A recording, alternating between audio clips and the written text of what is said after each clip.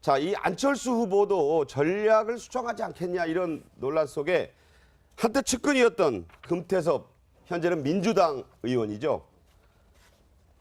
17일에 올린 SNS에 이런 글을 올렸습니다. 네, 안철수 후보는 6.15 선언과 14 선언에 대해서 2014년 당시가 바로 민주통합당으로 안철수 후보가 통합이 될 때입니다. 자, 그때 얘기죠. 그때 당시에 6.15 선언과 14 선언에 대해서 삭제 요청 보도가 있었는데 그게 사실 무근이다 이렇게 얘기를 했고 이건 실무진에서 한 거다 이렇게 성명을 발표했지만 실제로는 그런 요청이 있었고 비판이 난 후에 이거 철회한 거다 이렇게 자, 얘기를 했어요. 계속해서 이제 입장을 또 이렇게 밝혔습니다. 5.18이나 4.19를 삭제하자고 한 사실은 없지만 6.15와 14에 대해 소모적 이념 논쟁의 소지가 있는 사건이라는 규정을 한 건 사실이다. 자, 금태섭 의원이 한때 안철수 후보의 아주 가까운 측근이었기 때문에 그랬었죠. 설득력을 갖는 주장이라고 좀 보고 있어요. 예, 그런데 이거는 이제 6.15하고 이제 14는 그거 아닙니까? 2000년 6월 15일에 김대중 전 대통령이 평양에 가서 김정일과 합의해 갖고 온 거. 네. 그게 6.15 공동선언이 될 거고요.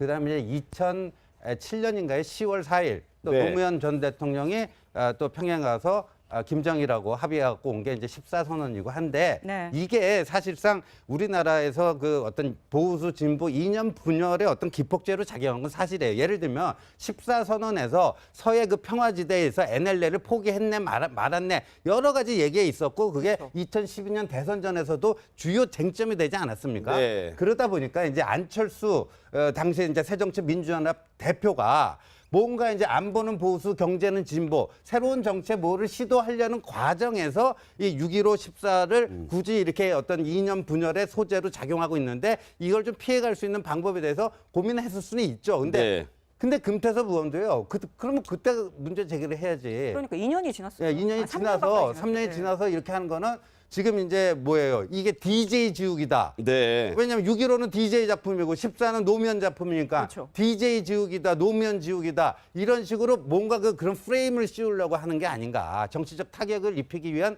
폭로인 것 같습니다. 그래서 2014년 당시에 안철수 지금 후보지만 그때의 얘기를 한번 들어보고 또 말씀을 듣겠습니다. 신당의 정강 정책을 논의하는 실무 단위에서 불거진 문제들은 미리 안철수 위원장과 협의한 결과가 아닌 것 같습니다. 저는 대선 때부터 6.15와 14 선언의 정신은 우리가 발전적으로 계승해야 할 소중한 가치로 누차 천명해 왔습니다. 저 때가 3년 전인데 모습이 상당히 젊어 보이네요. 네. 그 6.15 삭제 논란과 사드 배치 당론 변경 요구가 저는 가장 궁금한 게 박지원 대표가 여기에서 왜 아무 말씀을 안 하실까? 아, 박지원 대표 물음표 하셨네요. 자, 6.15는 박지원 대표의 사실상의 이념이거든요. 그렇죠. 그리고 정치하는 이유입니다. 네네. 그다음에 사드 배치에 있어서 가장 선봉에 서서 반대 투쟁을 펼쳤던 분이 바로 박지원 대표입니다. 네. 그러면 계속해서 안철수 후보와 박지원 당대표의 충돌들이 일어나고 있는데 네. 이 부분에 대해서 도대체 박지원 대표는 어떤 생각을 가지고 있을까? 네. 그리고 여기서 어떤 말을 할까? 네. 이 땅을 바꿀까 지지할까? 이런 측면에서 본다라면 박지원 대표에게 사실상 이 이야기는 물어봐야 되는 네. 부분이지 그 더불어민주당을 향해서 또는 국민들을 향해서 던질 수 있는 의제는 아니다. 그래서 저는 계속해서 이번 대통령 선거에 있어서 아주 재밌는 그 다양한 게임 중에 그리고 관전 포인트 중에 네. 이 부분도 저는 제가 선정하는 탑 10 중에 하나다. 네. 박지원 대표의 입장이 궁금하다. 박지원 대표 입장이 저희 궁금하다. 탑10 프로그램 이름까지 말씀해 주시고요. 저는 네. 그 중요한 당시 것이다. 공동대표가 김한길, 안철수 두 분 아니었습니까? 그렇죠. 예, 네. 지금 금태섭 씨가 얘기하는 거 가장 핵심은 금태섭 의원이 네. 안철수 씨가 6.15라든가 8.15, 5.18 이 부분을 빼자고 한 얘기를 직접 들었느냐의 문제거든요. 아, 직접 듣고 하는 얘기냐? 카더라는 얘기는 예를 들면 그 당시 이 정강정책인가 그 강령을 만드는 그 책임자가 윤영관 아마 전 외교부 장관이었을 거예요. 예. 그 책임자였는데 그런 데서 이제 논의를 된 얘기고 네. 본인도 그냥 들었다는 얘기합니까? 지금 직접적으로 안철수 후보가 얘기한 것은 들은 적이 없다고 얘기를 하는 것 같아요. 네, 네. 전문이에요. 전문이라는 것은 여러 가지 논의를 하다 보면 여러 얘기가 많이 나올 수가 있는데 문제는 들은 것이 없다는 거기 때문에 그런 얘기는 최근에 지금 사드 문제 가지고 마이크 펜스 지금 부통령? 부통령이 왔지 않습니까? 그때 일부 그 백악관 뭐 관계자라는 분이 사드 그거 다음 정부로 연계하는 것이 옳다 뭐 이런 얘기를 했던 것 같아요. 네네. 그러니까 어떻게 됐습니까? 문재인 후보가 거봐라 내 말이 맞잖냐. 다음 정부로 가자겠던 거. 그런데 결과적으로는 펜스 부통령과 황교안 총리가 국무총리가 이거 조기 배치하는 것으로 입장이 변한 게가 없고 실질적으로 그렇다. 그러니까 말하자면 그 상황 속에서는 여러 가지 얘기가 나올 수 있는데 네네. 지금 와서 그때 있었던 얘기를 가지고 그 안철수 의원의 얘기로 후보의 얘기로 얘기하는 것은 좀 과다른 얘기고 그 당시에도 논란이 많으니까 안철수 그 당시 대표가 분명히 이 문제는 아니라는 것으로 그런 논란은 잘못된 것이다. 네. 이렇게 분명히 성명을 냈었어요. 자, 그런데 이제 적어주신 부분이 아까 말씀하신 대로 이게 이제 호남 표심에 영향을 줄 수 있는 그런 핵심적 논란이거든요. 그런데 이제 고 교수님은 표심 영향 없을 것이다라고 아주 이 강조까지 하셨네요. 왜 그렇게 지난번에 보시는 문재인 후보 그 무슨 특전사 사령관인가요? 네, 네. 그분이 얘기한 것은 호남 표심에 엄청난 영향을 줍니다. 전두환 네. 정권이 미국 전두환 갔죠. 씨가, 네, 전두환 씨가 전인범 그때 뭐 특전사령관, 발표 명령한 것도 없고 예. 뭐 괜찮은 분이다 이렇게 함으로써 영향을 줬지만 이 부분에 대해서는 특히 하나는 우선 그 사실관계가 명확치도 않고 전문이라는 거. 아하. 그러니까 선거 때 의뢰인이 나오는 얘기라는 거 다 나오고 네. 또 하나는 인간적으로 금태섭 씨는 안철수 씨의 뭐 측근이고 그 대변인을 했던 사람입니다. 과거에 최측근이었죠. 그랬죠. 예, 아무리 당이 다르다고 하더라도 지금 민주당 의원이에요. 예, 민주당이 당이 다르다고 하더라도 그런 자기가 모셨던 분에 대해서 그런 식의 어떻게 보면 좀 배신이랄까 좀 그렇게 얘기한 것에 대해서 뭐 꼭 호남 사람이 아니라도 어디 분이라고 하더라도 그런 부분에 대해서 그렇게 긍정적인 평가를 하지 않는 우리 국민들의 그런 정서로 볼 때는 호남 표심에는 별 영향이 없다. 저는 그렇게 네, 고 교수의 견해였습니다. 그다음에 우리 신 교수. 자, 한자를 좀 아주 멋지게 써주셨네요. 미풍이다. 네, 아주 예, 약한 바람이다 이거예요. 약한 바람에 예. 불과할 네. 거라고 보는데요. 일단 메시지 진짜 6.15 14를 지우려고 했는지 안 했는지 그 진위 여부가 불분명해요. 일단. 네. 그리고 아까도 그 박지원 대표 얘기 계속했지만 네. 박지원 대표가 어떻게 보면 6.15 5.18 당사자 아닙니까? 그것 네. 때문에 옥고도 치르고 뭐 한 분인데 박지원 대표가 대표로 있는데 그리고 이제 이 메시지의 진위 여부도 불분명하고요. 두 번째 메시지가 올바른 얘기를 해도요. 메신저에 대한 사회적 신뢰도가 좀 떨어지게 되면요. 아, 그 말을 전한 사람? 예, 그런데 예. 이게 지금 유승민 후보도 말이에요. 본인 이제 배신자 프레임에서 벗어나려고 얼마나 그냥 저 안간 힘을 다 쓰고 있습니까? 근데 이게 어떤 금태섭 의원은 안철수 후보와의 인연으로 정치에 입문을 했고 또 국회의원 배지도 달고 네. 그랬으면은 이거는 조금 아니다 하는 뭐 그런 어떤 메신저의 문제도 있어서 좀 크지는 않을 거라고. 자, 메시지의 진위 논란에 대해서 말씀하셨고 메신저의 그 정서적인 문제도 좀 말씀하셨고. 자, 이수희 변호사는 저는 그러니까 안철수 후보가 뭐 6.15 선언이라든가 그런 거에 대해서 호남 홀대로는 왜 적으신 아니, 거예요? 그러니까 이런 것이 외려 더 파급력이 크다는 거죠. 저 네. 이런 아, 거는 네. 6.15 선언 자체에 대해서 직접적으로 폄훼를 했다라고 그러면은 그거는 강풍이 될 수 있지만 그런 게 아니라 이미 2014년에 지난 일에 대해서 강령이 넣냐 마냐의 문제였기 때문에 이거는 뭐 거의 영향을 끼칠 거는 아니라고 보고 다만 그러니까 이런 호남 홀대론 같은 이런 것들이 외려 지역 여론의 지상전이기 때문에 훨씬 파급력이 크다고 봅니다. 네, 당시에 이 새정치연합 측, 그러니까 안철수 그 신당 측의 그 대표로 참석을 했던 바로 이 윤영관 서울대 명예교수가 자신의 페이스북에 이 금태섭 의원의 얘기에 대해서 사실이 아니다, 내 사견이었다, 안철수 후보와는 무관하다 이렇게 해명을 했다고 합니다. 자, 양 이사장은 이제 쭉 말씀 듣고 처음에 아까도 얘기하셨는데 넘버원 얘기하시고 이제 핵심 논란이 될 거다 하셨잖아요. 영향도 있고 어떻게 보십니까? 저는 이 부분에서 상당 부분 영향이 있을 거라고 생각을 하는데요. 그 영향은 안철수 후보가 뭐라고 이야기를 하면서 이 영향이 발생하는 게 아니라 아까 이제 뭐 신 교수도 미풍이라고 했는데 이게 태풍도 될 수가 있어요. 아, 태풍이 될 수 있다? 예, 박지원 대표가 이 부분에서 어떻게 평가하느냐가 계속 이제 박지원 대표 예. 평가 말씀하시네요. 예, 사실상 지금 그 박지원 대표가 안철수 후보에게 미치는 영향은 엄청나게 큰 영향을 미치고 네. 있는 거잖아요.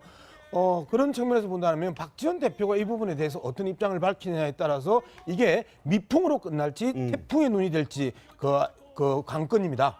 자, 근데 미풍이냐? 저는 한 말씀만 네, 네, 드리면 하십시오. 박지원 대표는 뭐 할 얘기가 없을 거야. 그 당시 아까도 얘기했지만 당 대표는 안철수, 김한길 씨였고 본인은 뭐 별거 아니에요. 그 네, 당시 네. 어쨌든 평의원의 입장 아니었나 그런 생각이 들고 네. 지금 상황에서 이 부분에 대해서 진위 논란도 확연치 않은 내용에 대해서 더군다나 그 문제를 제기했던 윤영관 전 외교부 장관까지도 네. 사실 아니라고 하는데 본인 얘기였지 안철수 후보하고는 관계가 없었다. 당시 대표하고는 그런 데 대해서 뭐 공연히 이 논란을 확산시키기 위해서 기인에 아니네 거기에 끼어들 그렇게 뭐 순진한 분이 아니시지 않습니까? 자, 여러 가지 견해를 말씀하셨고 미풍이냐 태풍이냐 이게 이제 바람이 10단계라고 하는데 0이 될 수도 있고 10이 될 수도 있다. 이런 여러 가지 재미있는 분석을 해주셨습니다. 자, 이 안철수 후보도 전략을 수정하지 않겠냐 이런 논란 속에 한때 측근이었던 금태섭 현재는 민주당 의원이죠. 17일에 올린 SNS에 이런 글을 올렸습니다. 네, 안철수 후보는 6.15 선언과 14 선언에 대해서 2014년 당시가 바로 민주통합당으로 안철수 후보가 통합이 될 때입니다. 자, 그때 얘기죠. 그때 당시에 6.15 선언과 14 선언에 대해서 삭제 요청 보도가 있었는데 그게 사실 무근이다 이렇게 얘기를 했고 이건 실무진에서 한 거다 이렇게 성명을 발표했지만 실제로는 그런 요청이 있었고 비판이 난 후에 이거 철회한 거다 이렇게 자, 얘기를 했어요. 계속해서 이제 입장을 또 이렇게 밝혔습니다. 5.18이나 4.19를 삭제하자고 한 사실은 없지만 6.15와 14에 대해 소모적 이념 논쟁의 소지가 있는 사건이라는 규정을 한 건 사실이다. 자, 금태섭 의원이 한때 안철수 후보의 소재로 작용하고 있는데 이걸 좀 피해갈 수 있는 방법에 대해서 고민했을 수는 있죠. 네. 근데 금태섭 의원도요. 그러면 그때 문제 제기를 해야지. 그러니까 2년이 지났어요. 예, 2년이 지나서 3년이 지나서 이렇게 하는 거는 지금 이제 뭐예요? 이게 DJ 지우기다. 네. 왜냐하면 6.15는 DJ 작품이고 14는 노무현 작품이니까 그렇죠. DJ 지우기다, 노무현 지우기다 이런 식으로 뭔가 그런 프레임을 씌우려고 하는 게 아닌가. 정치적 타격을 입히기 위한 폭로인 것 같습니다. 그래서 2014년 당시에 안철수 지금 후보지만 그때의 얘기를 한번 들어보고 또 말씀을 듣겠습니다. 신당의 정강 정책을 논의하는 실무 단위에서 불거진 문제들은 미리 안철수 위원장과 협의한 결과가 아닌 것 같습니다. 저는 대선 때부터 6.15와 14 선언의 정신은 우리가 발전적으로 계승해야 할 소중한 가치로 아주 가까운 측근이었기 그랬었죠. 때문에 설득력을 갖는 주장이라고 좀 보고 있어요. 예, 그런데 이거는 이제 6.15하고 이제 14는 그거 아닙니까? 2000년 6월 15일에 김대중 전 대통령이 평양에 가서 김정일과 합의해 갖고 온 거. 네. 그게 6.15 공동선언이 될 거고요. 그다음에 이제 2007년인가에 10월 4일 또 네. 노무현 전 대통령이 또 평양 가서 김정일하고 합의해 갖고 온 게 이제 14선언이고 한데 네. 이게 사실상 우리나라에서 그 어떤 보수 진보 이념 분열의 어떤 기폭제로 작용한 건 사실이에요. 예를 들면 14선언에서 서해 그 평화지대에서 NLL을 포기했네 말았네 여러 가지 얘기가 있었고 그게 그렇죠. 2012년 대선 전에서도 주요 쟁점이 되지 않았습니까? 네. 그러다 보니까 이제 안철수 당시 이제 새정치민주연합 대표가 뭔가 이제 안보는 보수, 경제는 진보, 새로운 정책 뭐를 시도하려는 과정에서 이 6.15, 14를 굳이 이렇게 어떤 이념 분열에 국민들 향해서 던질 수 있는 의제는 아니다. 그래서 저는 계속해서 이번 대통령 선거에 있어서 아주 재밌는 그 다양한 게임 중에 그리고 관전 포인트 중에 네. 이 부분도 저는 제가 선정하는 탑10 중에 하나다. 네. 박지원 대표의 입장이 궁금하다. 박 전 대표 입장이 저희 궁금하다. 탑10 프로그램